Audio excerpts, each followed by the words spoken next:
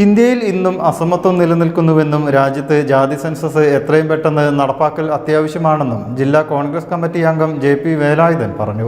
CA Shivakumar, VV Suhail എന്നിവരും വാർത്താസമ്മേളനത്തിൽ സംബന്ധിച്ചു.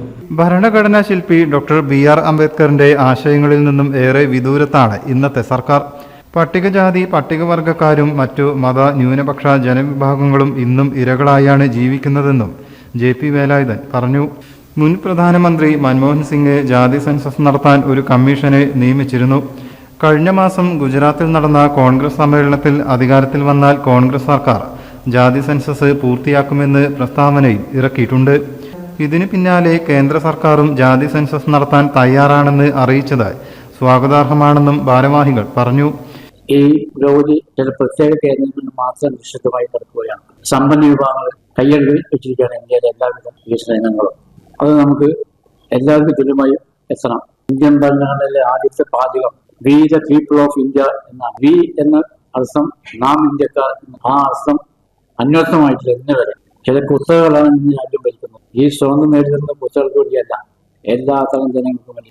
ഇപ്പോൾ ജാതി സെൻസസ് നടത്താൻ പോകുന്ന കാലഘട്ടമാണ്. 2004 ഡോക്ടർ മൻമോഹൻ സിംഗ് ഇന്ത്യയുടെ പ്രധാനമന്ത്രി ജാതി സെൻസസിന് വേണ്ടി ഒരു കമ്മീഷനെ വെച്ചിരുന്നു. പിന്നെ കോൺഗ്രസ് അതിനുവേണ്ടി നിരന്തരമായി എല്ലാ സമ്മേളനത്തിലും പറയാറുണ്ട്.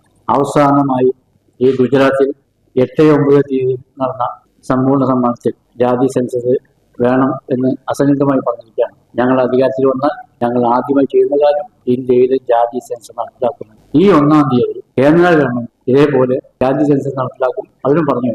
അപ്പൊ മൊത്തത്തിൽ ജാതി സെൻസസ് എല്ലാവരും അംഗീകരിക്കാൻ പോകണം. എന്തിനാണ് ജാതി സെൻസസ് എന്ന് പറഞ്ഞാൽ, പിന്നോക്ക ജനവിഭാഗങ്ങൾ ഇന്ത്യയിലെ മഹാഭൂരിപക്ഷം വരുന്ന പിന്നോക്ക ജനവിഭാഗങ്ങളാണ്. അവരുടെ കണക്ക് എത്രമാത്രം ഉണ്ടെന്ന് നമുക്ക് ആർക്കും അറിയാം. പിന്നോക്ക ജനവിഭാഗങ്ങൾ ഒട്ടനവധിയുണ്ട്. അതുപോലെ തന്നെ മതന്യൂനപക്ഷങ്ങളുണ്ട്. സിഖുകാരുണ്ട്, മുസ്ലിംസ് ഉണ്ട്, പാർസികളുണ്ട്, ക്രിസ്ത്യൻസ് ഉണ്ട്, പട്ടികജാതി പട്ടികവർഗങ്ങൾ ഇന്ത്യയിൽ മൊത്തം. ഇവരൊക്കെ മുന്നോക്ക സമുദായങ്ങളിൽ സെൻസസ് നടക്കണം. എന്താ വെച്ചാൽ ഇവിടെ ഈ ജാതി സെൻസസ് എടുക്കുമ്പോൾ ഓരോ ജാതിയുടെയും മൊത്തം ജനസംഖ്യ അറിയണം. ഇന്നേ വരെ ഓരോ ജാതിയുടെ ജനസംഖ്യ നമുക്ക് അറിയില്ല. ഇതുകൊണ്ട് നാം ഉദ്ദേശിക്കുന്നത് പ്രാതിനിധ്യ ജനാധിപത്യമാണ്, റിസർവേഷൻ അല്ല. എല്ലാ ജനങ്ങൾക്കും തുല്യമായ പ്രാതിനിധ്യം ഉണ്ടെങ്കിൽ മാത്രമേ ഇന്ത്യ ശോഭിക്കുകയുള്ളൂ. കേന്ദ്രീകൃത ഭരണം നമ്മൾ പാടെ മാറ്റണം. 75 കൊല്ലത്തെ അനുഭവമാണ്. എല്ലാവർക്കും തുല്യമായി അവസരം കിട്ടിയില്ല, എല്ലാവർക്കും തുല്യമായി ഒരു കാര്യത്തിലും നേട്ടം കിട്ടിയില്ല. ഒക്കെ ചില്ലറ നേട്ടം കിട്ടി എന്നുള്ളതല്ല. അതല്ല, ഇന്ത്യക്ക് സ്വാതന്ത്ര്യം മേടിച്ച അതിന് വേണ്ടിയല്ല. We the people of India എന്ന വാസം അന്വർത്ഥമാക്കണം. CA ശിവകുമാർ, VV സുഹൈൽ എന്നിവരും വാർത്താസമ്മേളനത്തിൽ സംബന്ധിച്ചു. News bureau, Malappuram. പുത്തനത്താണിയുടെ സ്വന്തം കനകമകൾ ജ്വല്ലറി ഇനി മുതൽ കനക ഗോൾഡൻ ഡയമണ്ട്സ്. കനക ഗോൾഡൻ ഡയമണ്ട്സ്, പുത്തനത്താണി. മാറുന്ന ലോകം, മാറ്റത്തിനൊപ്പം.